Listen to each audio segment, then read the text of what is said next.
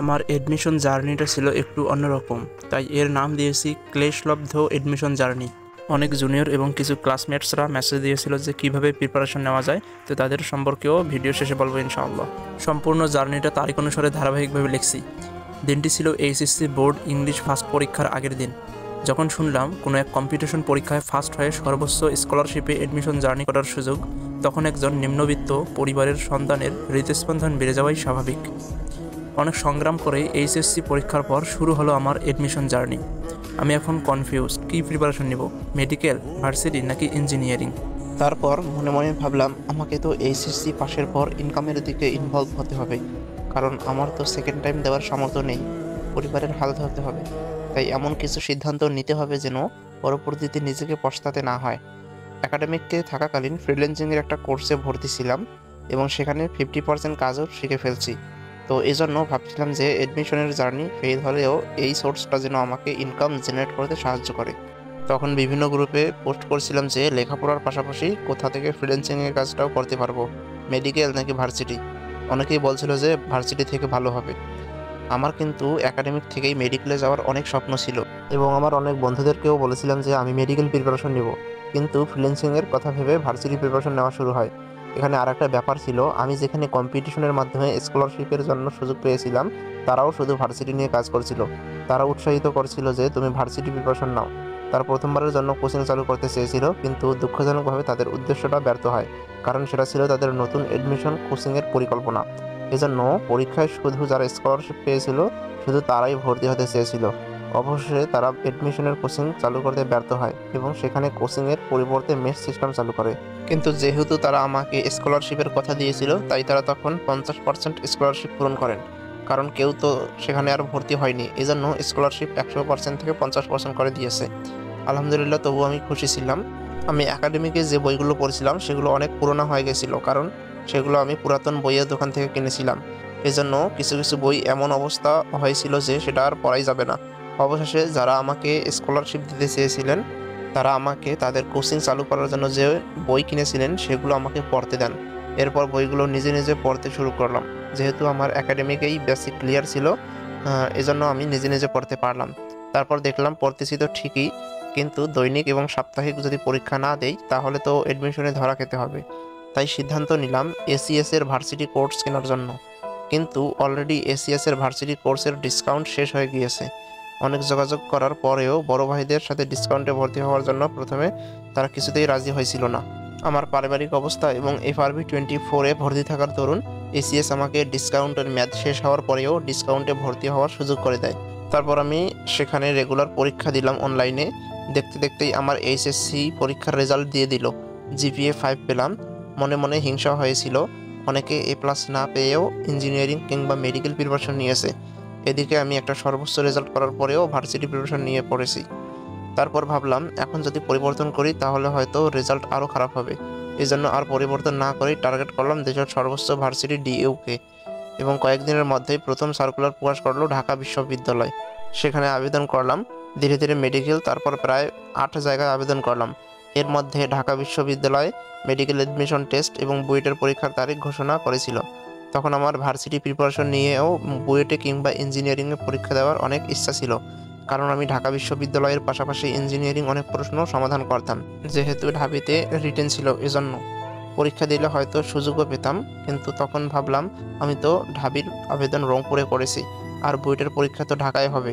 বুয়েটের লিখিত পরীক্ষা এবং ঢাবির পরীক্ষার ডিফারেন্স ছিল প্রায় 40 ঘন্টা বা 2 দিনের একটু কম।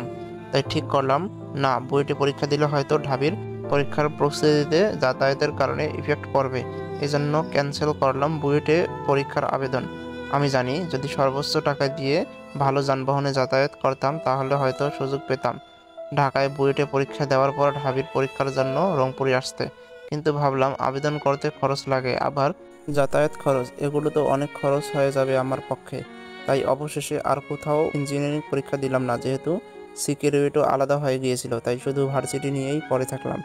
দেখতে দেখতে মেডিকেলের পরীক্ষা শেষ হলো এবং আমি যেখানে স্কলারশিপ পেয়ে থাকছিলাম সেখান থেকে বলল যে তাদের মেস নাকি বন্ধ হয়ে যাবে। যেহেতু এখানে বেশিরভাগ স্টুডেন্টই মেডিকেল প্রিপারেশন নিয়েছিল, তাদের পরীক্ষা শেষ, তারা বাড়ি চলে যাচ্ছে। অতএব পরিচালক মেস বন্ধ করলো।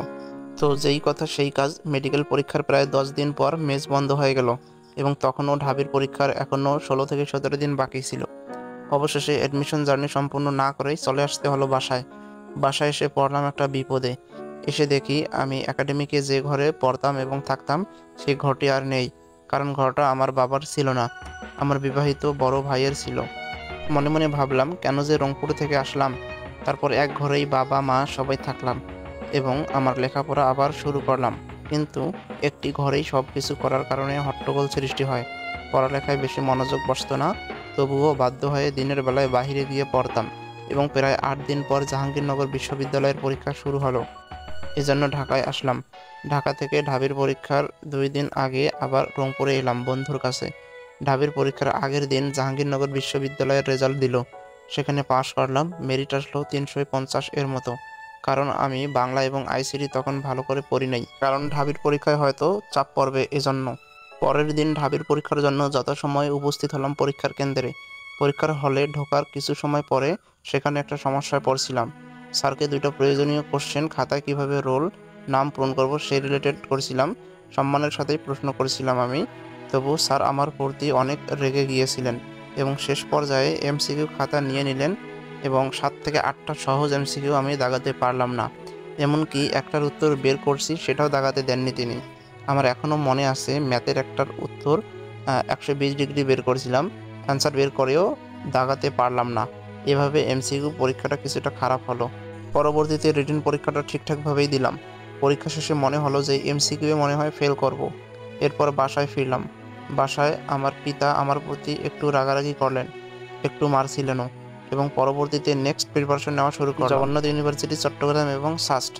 জগন্নাথের প্রিপারেশনের জন্য ঠিক করলাম যে ম্যাথের পরিবর্তে বায়োলজি দাগাবো, কিন্তু কে জানতো সেখানে আমার শিফট অর্থাৎ তৃতীয় শিফটে বায়োলজির 4টা লিখিতর মধ্যে 3টা কোশ্চেনই দেবে শর্ট সিলেবাসের বাইরে, যেখানে বায়োলজিতে অন্যান্য শিফটে শর্ট সিলেবাসের বাইরে কোশ্চেন আছে 1টা থেকে 2টা, কিন্তু তৃতীয় শিফটে 3টা প্রশ্ন দিছে আউট অফ সিলেবাস। যদিও তৃতীয় শিফটে সবার জন্য সেম কোশ্চেন, তবুও যারা মেডিকেল প্রিপারেশন নিয়েছে তাদের জন্য শর্ট সিলেবাসের বাইরে যে 3টা কোশ্চেন ছিল সেগুলো অ্যান্সার করা সহজ ছিল এবং ফাইনালি আমি সেখানে বায়োলজির জন্য হেরে গেলাম। তারপর প্রায় 10 দিন পর শুরু হলো সাস্ট এবং চট্টগ্রাম বিশ্ববিদ্যালয়ের পরীক্ষা। এই 2টা পরীক্ষাতেও ঠিকমতো প্রিপারেশন নিতে পারিনি। বাসায় একটু পারিবারিক সমস্যা ছিল, আমাদের একটা গাভী ছিল, সেই গাভীটা একটু অসুস্থ হয়েছিল, এই জন্য জবাই করছি আর কি। কয়েকদিনের মধ্যেই সাস্টের রেজাল্ট দিল, আমার পজিশন আসলো 10,000। আর চট্টগ্রাম বিশ্ববিদ্যালয় যদিও কোশ্চেন সহজ ছিল, তবুও নেগেটিভ মার্কের জন্য সেখানে হেরে গেলাম, কারণ ইংরেজিতে আমি সবগুলো ধারাবাহিকভাবে সি অ্যান্সার দিয়েছিলাম। ফলে পাশ করতে পারলাম, কিন্তু পজিশন আসলো 6,000। এর কয়েকদিন পর ঢাকা বিশ্ববিদ্যালয়ের রেজাল্ট দিল। মনে মনে ভাবছিলাম মনে হয় এমসিকিউ ফেইল করব, কিন্তু পজিশন আসলো 4,111। প্রায় সব বড় ভাইরাই বলছিল যে ঢাবিতে চান্স হবে, কিন্তু ওয়েট করতে হবে তৃতীয় থেকে চতুর্থ কল পর্যন্ত। আবার কৃষি বিশ্ববিদ্যালয় এবং রাজশাহী বিশ্ববিদ্যালয়ের জন্য আমি প্রিপারেশন নেওয়া শুরু করলাম। দুঃখজনকভাবে কৃষিগুচ্ছে হেরে গেলাম মেডিকেল স্ট্যান্ডার্ড কোশ্চেন করায়। পরবর্তীতে রাজশাহী বিশ্ববিদ্যালয়ের পরীক্ষার জন্য সবচেয়ে বেশি পরিশ্রম করলাম, আগে ঢাবির পরীক্ষায় যেমন পরিশ্রম করতাম। যাই হোক, কয়েকদিন পর ঢাকা বিশ্ববিদ্যালয়ের সাবজেক্ট চয়েসের লিস্ট প্রকাশ করলো। প্রথম কলে আমার হলো না, কিন্তু কেমিস্ট্রিতে আমার প্রায় তুলনামূলক মার্ক বেশি থাকায় 4,111 পজিশনেও আলহামদুলিল্লাহ দ্বিতীয় কলেই সাবজেক্ট আসলো। এতদিন আমার উপর দিয়ে পারিবারিক এবং মানসিক যেরকম চাপ গিয়েছে, এই রেজাল্টের মাধ্যমে সব ঠিক হয়ে গেল। তারপর রাবিতে রেজাল্ট দিল। এই পরীক্ষায় যথেষ্ট পরিশ্রম করেছি, তবুও মেরিট আসলো 1,500-এর মতো। ওয়েটিং থাকলাম পরবর্তীতে সাবজেক্ট আসবে। রাবিতে এত পরিশ্রম করার পরেও 1,500 মেরিট আসার কারণ ছিল পরীক্ষার হলে সহজ ক্যালকুলেশন ভুল করে আসছি 7 থেকে 8টা। রাতে ঘুম হয়নি, এই জন্য হয়তো মাথা কাজ করেনি পরীক্ষার হলে। তার 2 থেকে 3 দিন পর ঢাবিতে আমার কলেজের এক বড় ভাইয়ের কাছে গেলাম। সেখানে ঢাবিতে কাগজপত্র জমা দেওয়ার পর ভাইকে বলছিলাম আমি জিএসটির পরীক্ষাটাও দিব, যেহেতু আবেদন করেছি।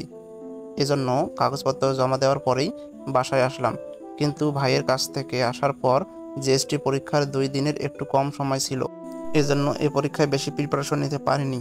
অন্যদিকে আমাকে যিনি বইগুলো পড়তে দিয়েছিলেন বইগুলো ফেরত নিয়েছেন। ভাগ্য ভালো, বইগুলো পিডিএফ তৈরি করে রাখছিলাম। যতটুকু সময় পেলাম বইগুলোর পিডিএফগুলো পড়লাম। এই পরীক্ষায় রাতে বেশি চাপ নেয়নি, ঘুম পাড়ছিলাম যথেষ্ট। আল্লাহর রহমতে জিএসটিতে 38তম হলাম। যদিও একটা সহজ প্রশ্ন ভুল করে আসছি। জানতে চাইছিল সবচেয়ে ছোট হারের নাম কি, আমি মনে করেছিলাম বড় হার। এই জন্য স্টেপিস না দেখিয়ে ফিমার দেখে আসছি। যাই হোক, সবশেষে আমি যেটা বুঝতে পারলাম, সৃষ্টিকর্তা যে প্রতিজ্ঞা করেছেন সেটা কখনো তিনি ভঙ্গ করেননি, করবেনও না আমার মনে হয়। কারণ আমাকে দেখেন না, আমি শুরু থেকেই ব্যর্থতার মুখ দেখে আসলাম। যদিও নিজে সর্বোচ্চ পরিশ্রম করতাম, এমনকি ওয়াশরুমে যেয়েও আমি বই পড়তাম, বইয়ের পিডিএফগুলো পড়তাম আর কি।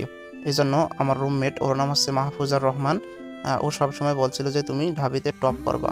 এত পরিশ্রম করার পরেও তবুও প্রথমে আমি সফলতার মুখ দেখিনি, কিন্তু আমার রব তার ওয়াদা ভঙ্গ করেননি। তিনি আমার এতদিনের পরিশ্রম ফাইনালি শেষের পরীক্ষায় সর্বোচ্চ করে দিয়েছেন। তাই অবশেষে বলা যায়, যারা সৎভাবে পরিশ্রম করেছে আল্লাহ তাদের কখনো ঠকায়নি, ঠকাবেনও না। আমি উপরের এই পরীক্ষাগুলো দিয়েছি এবং আর কোথাও পরীক্ষা দেই নাই। অ্যাডমিশনের সময় মেসে থাকাকালীন আমার এই টাকাগুলো খরচ হয়েছিল। পরবর্তীতে যারা পরীক্ষা দেবে তাদের উদ্দেশ্যে কিছু কথা।